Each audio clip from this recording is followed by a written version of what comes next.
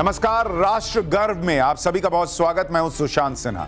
राष्ट्र गर्व हमारा वो प्रयास जिसमें हम आपके लिए वो कहानियां लेकर आते हैं जो आपको अपने देश पर गर्व करने का और मौका दे सके। देखिए, मिडिल ईस्ट में जारी ईरान वर्सेस अमेरिका इजराइल जंग पर पूरी दुनिया की नजर है। मिसाइलों के आसमानी हमलों के बीच समंदर में भी तगड़ी घेराबंदी है और हालात ऐसे बन गए हैं कि कई देश अपनी सैन्य ताकत को नए सिरे से आंकने की जरूरत महसूस कर रहे हैं। ऐसे माहौल में आज मैं भारत की अजेय समुद्री ताकत का वो किस्सा आपको बताने जा रहा हूं जिसे जानकर आप और भी राष्ट्र गर्व से भर उठेंगे। आप इस बात को बखूबी समझ पाएंगे, उसको महसूस कर पाएंगे कि बीते कुछ सालों में, खासकर नरेंद्र मोदी सरकार के दौर में, भारत ने कैसे खुद को हिंद महासागर की सबसे बड़ी शक्ति के तौर पर स्थापित किया और कैसे हमने चीन पाकिस्तान की उस बड़ी चालाकी को नाकाम किया जिसके पीछे समंदर में भारत को दो तरफा घेरने की खतरनाक प्लानिंग थी। हिंद महासागर पर अपना दबदबा कायम करने के इरादे से चाइना 2 दशक से जो बिसात बिछा रहा था, उस खतरनाक खेल के मोहरे हमने कैसे अपनी एक चाल से पलट दिए। राष्ट्रगर्व में आज उसकी चौंकाने वाली कहानी आपको सुनाने जा रहा हूं। तो आइए शुरुआत करते हैं।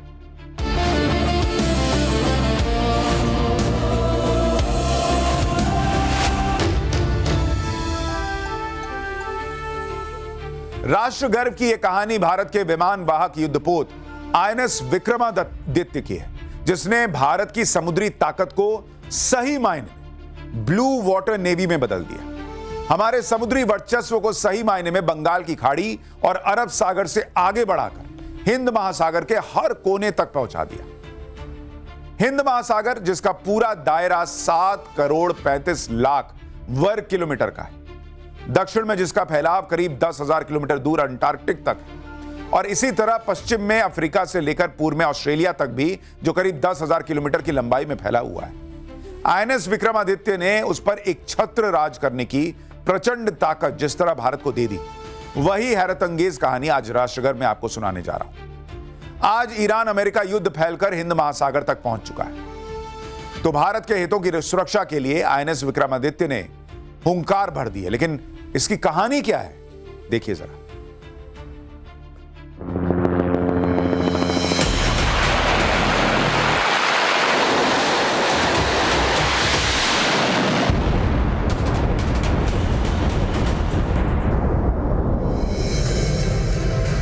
ईरान की घेराबंदी का नेक्स्ट प्लान अमेरिका ने एक्टिवेट कर दिया है। अमेरिकी नौसेना का 5th फ्लीट इस अमेरिकी बेड़े के पास सबसे बड़ी ताकत कैरियर स्ट्राइक ग्रुप की है। दुनिया का सबसे बड़ा और आधुनिक विमानवाहक युद्धपोत यूएसएस गेराल्ड R4, जिस पर 90 से ज्यादा फाइटर जेट तैनात हैं, उसने रणनीतिक पोजीशन ले रखी है। अमेरिका का दूसरा विमानवाहक युद्धपोत USS Abraham Lincoln PA stealth fighter विमान F-35C से लैस है। वो अरब सागर और ओमान की खाड़ी के बीच तैनात है। अमेरिका का तीसरा विमानवाहक युद्धपोत यूएसएस जॉर्ज बुश, ये भी बैकअप प्लान के तहत मिडिल ईस्ट के पास पहुंचा हुआ है। अमेरिका की ये घेराबंदी ईरान को डराने और उस पर दबाव बनाने की सीधी रणनीति तो है, लेकिन सवाल यह भी है कि क्या अमेरिका एक तीर से 2 निशाने लगा रहा है? क्या वो दुनिया को यह दिखाना चाहता है कि हिंद महासागर में भी असली बॉस वही है? इसका सीधा मतलब ये भी है कि ईरान का चाबहार पोर्ट भी अमेरिकी मिसाइलों के निशाने पर है, जिससे भारत का बड़ा आर्थिक हित जुड़ा हुआ है।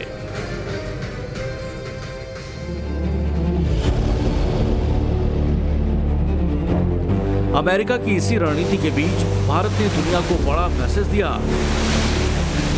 सूत्रों के मुताबिक भारत का सबसे बड़ा विमानवाहक युद्धपोत आईएनएस विक्रमादित्य अरब सागर में उस रणनीतिक लोकेशन पर पहुंच चुका है जहां से इस युद्ध से दूरी बनाते हुए वो चाबहार पोर्ट में भारत के हितों की रणनीतिक सुरक्षा कर सकता है, वहां होने वाले किसी भी हमले को नाकाम कर सकता है। आईएनएस विक्रमादित्य अरब सागर में जिस लोकेशन पर है, उससे एक खास दूरी पर आईएनएस विक्रांत ने भी मोर्चा साध रखा है। इस तरह भारत ने भी अपनी 2 फ्रंट नेवल स्ट्रेटेजी को एक्टिवेट कर दिया है। ये दुनिया को डायरेक्ट मैसेज है कि नया भारत हिंद महासागर में अपने हितों पर किसी भी कीमत पर आंच नहीं आने देगा। हिंद महासागर के रक्षक की अपनी छवि पर वो किसी भी तरह की चोट बर्दाश्त नहीं करेगा, किसी सुपर पावर की भी नहीं।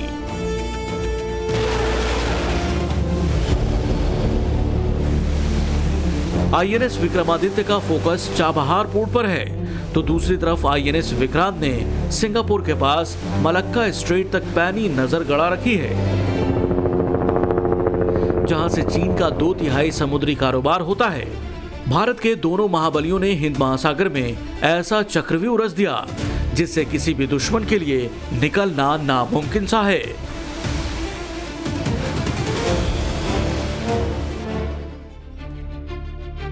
हिंद महासागर में चीन और पाकिस्तान पर नकेल कसने की भारतीय रणनीति का अहम हिस्सा है चाबहार पोर्ट, जिससे पाकिस्तान के ग्वादर पोर्ट की दूरी सिर्फ 140 किलोमीटर है। चीन ने भारत को समुद्र में घेरने के इरादे से पाकिस्तान के ग्वादर पोर्ट के डेवलपमेंट और ऑपरेशन का जिम्मा उठा रखा है, और उसी के जवाब में भारत ने ईरान के चाबहार पोर्ट के शहीद बेहेश्त टर्मिनल को डेवलप किया, और इसके लिए चाबहार पोर्ट पर भारत ने $370 मिलियन यानी करीब 31,250 करोड़ रुपए का इन्वेस्टमेंट कर रखा है। चाबहार पोर्ट भारत के लिए केवल एक बंदरगाह नहीं है, यह international north south transport corridor का वो खास रास्ता है जो स्वेज नहर को बाईपास करते हुए भारत के सामान को यूरोप और रूस तक 40% कम समय में पहुंचा सकता है। यानी साफ है कि चाबहार की सुरक्षा भारत की आने वाली पीढ़ियों की आर्थिक सुरक्षा से भी जुड़ी हुई है। इसलिए युद्ध प्रभावित मिडिल ईस्ट में एंट्री लिए बिना ही आईएनएस विक्रमादित्य चाबहार पोर्ट की सुरक्षा गारंटी बनकर अरब सागर में डटा है। यह अमेरिका को भारत का डायरेक्ट मैसेज भी है, तो चीन को सीधी चेतावनी भी, जो ईरान अमेरिका युद्ध के माहौल में हिंद महासागर में अपनी पैठ बनाने का बड़ा मौका ढूंढ रहा है। इसलिए अरब सागर में आईएनएस विक्रमादित्य की सक्रिय मौजूदगी हमारे लिए राष्ट्र गर्व की नई कहानी है। भारतीय नौसेना के इस मूव ने दुनिया के सामने दो बातें साफ कर दी। पहला, भारत अपने हितों की सुरक्षा के लिए किसी भी हद तक जा सकता है, किसी से भी टकरा सकता है, और दूसरा, भारत को भरोसे में लिए बिना हिंद महासागर में सुपर पावर भी अपनी मनमर्जी नहीं चला सकता।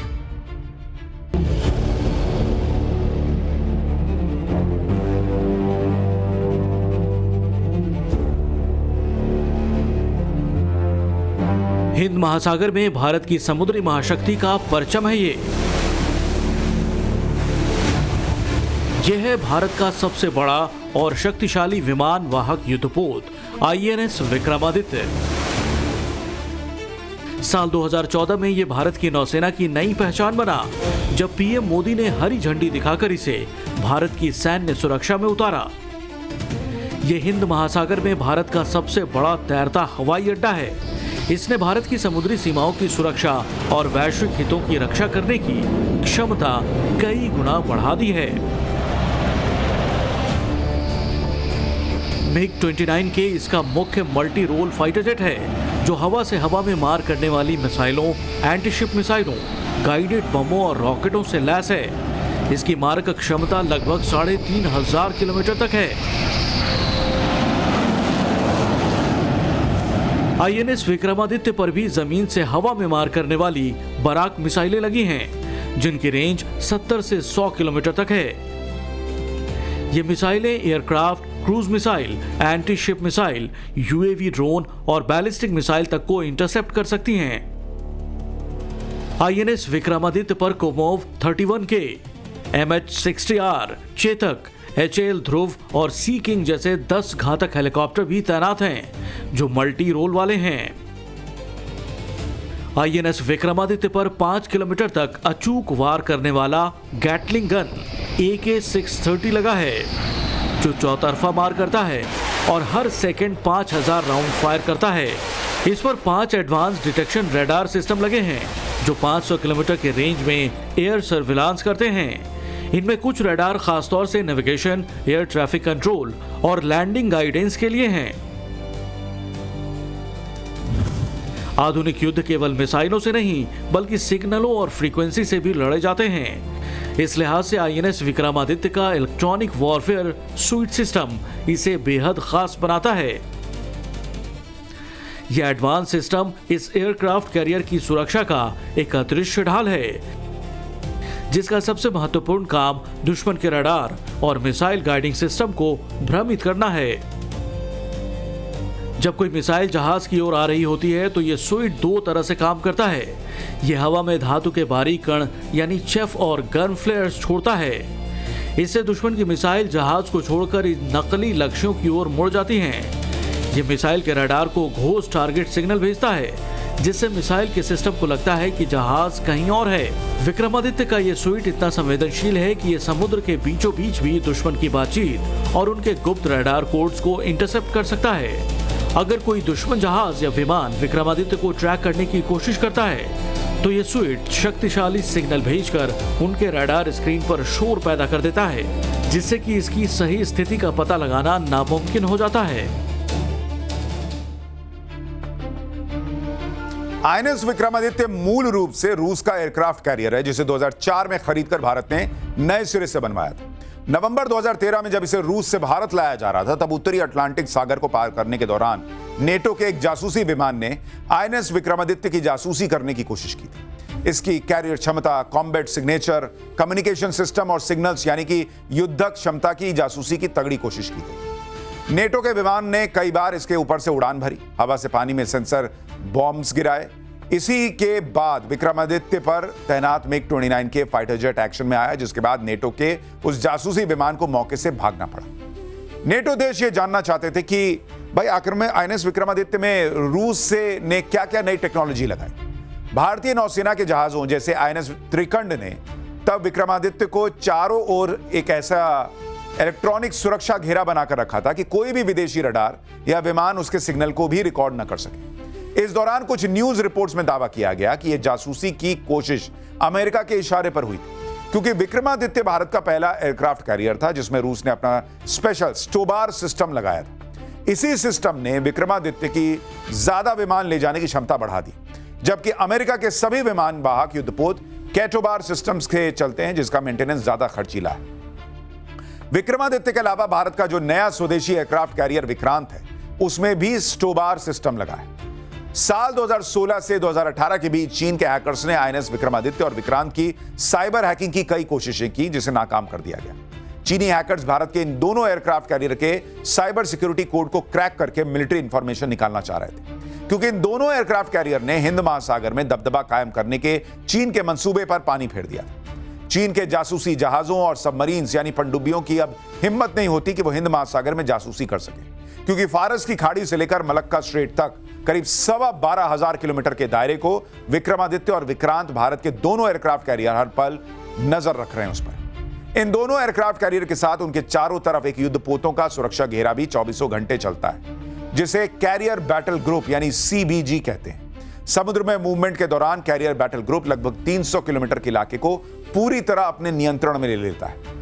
उस इलाके में समुद्र के अंदर, बाहर और हवा में होने वाली हर गतिविधि की पल पल की जानकारी रखता है और उसके हिसाब से फिर अपनी रणनीति तय करता है। भारत ने आईएनएस विक्रमादित्य और विक्रांत को टू फ्रंट नेवल स्ट्रैटेजी के लिहाज से एक्टिवेट कर दिया है, यानी ईरान अमेरिका युद्ध में अरब सागर से लेकर पूरे हिंद महासागर तक कोई भी हलचल होगी, भारत को रियल टाइम खबर होगी, उसका काउंटर एक्शन प्लान तैयार होगा। भारत की ब्लू वाटर नेवी की ये वो प्रचंड ताकत है जिस पर हर भारतवासी को राष्ट्र गर्व होना चाहिए।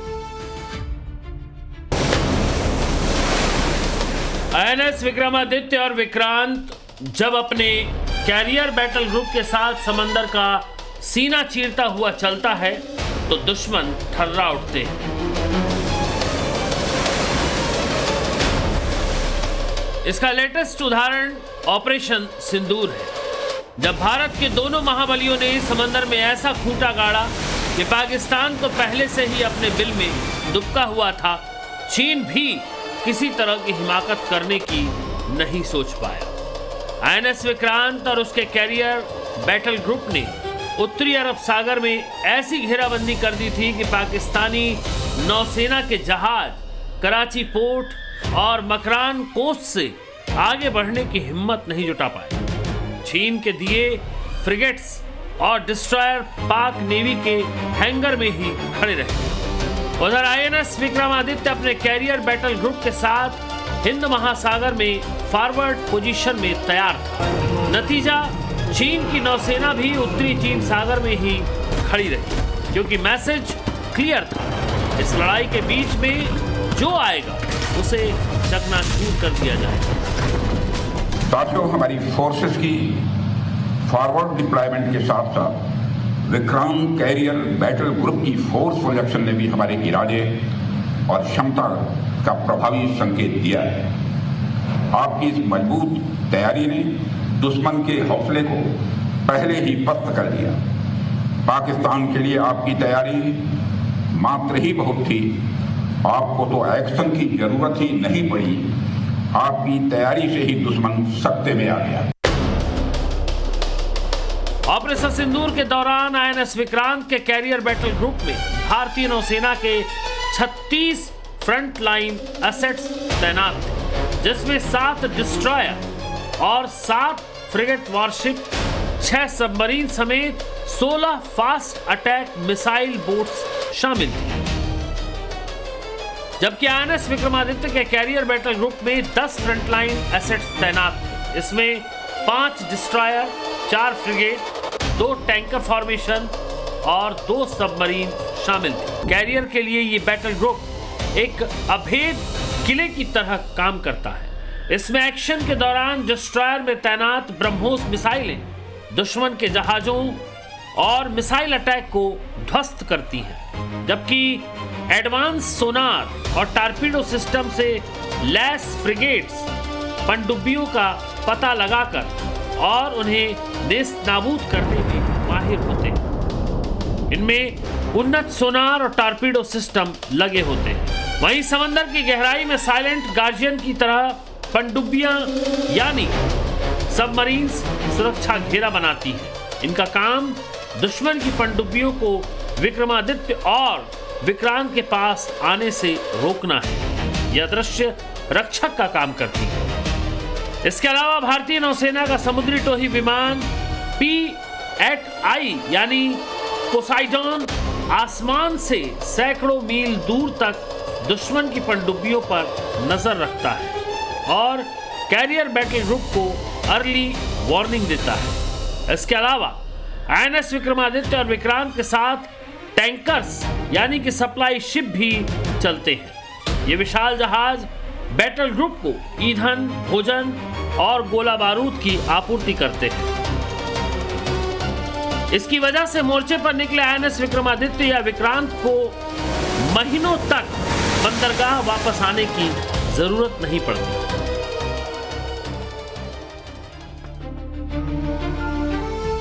अमेरिका के अल्फ्रेड थायर मैहन की गिनती 20वीं सदी में समुद्री युद्ध के सबसे बड़े रणनीतिकारों में होती है। उनके सिद्धांतों पर चलकर अमेरिका ने दुनिया की सबसे बड़ी और शक्तिशाली नौसेना बनाई। अल्फ्रेड मैहन का एक मशहूर बयान दुनिया भर के देशों की नौसेना में कहा सुना जाता है। उन्होंने कहा था कि समुद्र पर, दुनिया के महासागरों पर जिसका राज होगा वही दुनिया का सुपर पावर बनेगा। अमेरिका ने मैहन की इस थ्योरी को हकीकत में बदल दिया और पिछले 50 सालों में 11 विमान वाहक युद्धपोत बनाए। मोदी सरकार में भारत ने जिस तरह अपनी समुद्री ताकत को बढ़ाया और अब तीसरे विमान वाहक युद्धपोत आईएनएस विशाल के निर्माण की तैयारी कर ली, वो बताता है कि हिंद महासागर में सिर्फ और सिर्फ हिंदुस्तान की चलेगी। कहने को चीन ने 3 विमान वाहक युद्धपोत बनाए, लेकिन इसका फायदा उसको चीन सागर तक ही मिलता है। हिंद महासागर तो समंदर में भारत का होम ग्राउंड है। यहां आईएनएस विक्रमादित्य और विक्रांत की तैनाती से कैसे भारत को बड़ी रणनीतिक बढ़त मिल जाती है, ये 11 युद्धपोतों वाला अमेरिका भी आज बखूबी समझता है। यही है हिंद महासागर में भारत के दबदबे की वो कहानी जो हर भारतीय को राष्ट्रगर्व का नया मौका दे रही है, जिसके बारे में आपको जानना चाहिए था और हमें लगा आज आपको बताना चाहिए था। क्योंकि आप सुन ही रहे होंगे अमेरिका और ईरान के युद्ध में ये युद्धपोत फोड़ दिया, वो फोड़ दिया, समंदर में ये हो गया, वो हो गया। लेकिन आप सोचिए ऐसे में भारत का ये राष्ट्रगर्व का लम्हा कि हम वहां किस तरीके से डटे हुए हैं, हमारी ताकत कितनी बड़ी है पिछले कुछ सालों में, ये कहानी आप तक आज पहुंचा रहा था। कल फिर मुलाकात होगी शाम 6:25 में राष्ट्रगर्व पर। ऐसी कुछ कहानी लेकर आऊंगा, लेकिन फिलहाल आज के लिए इतना ही।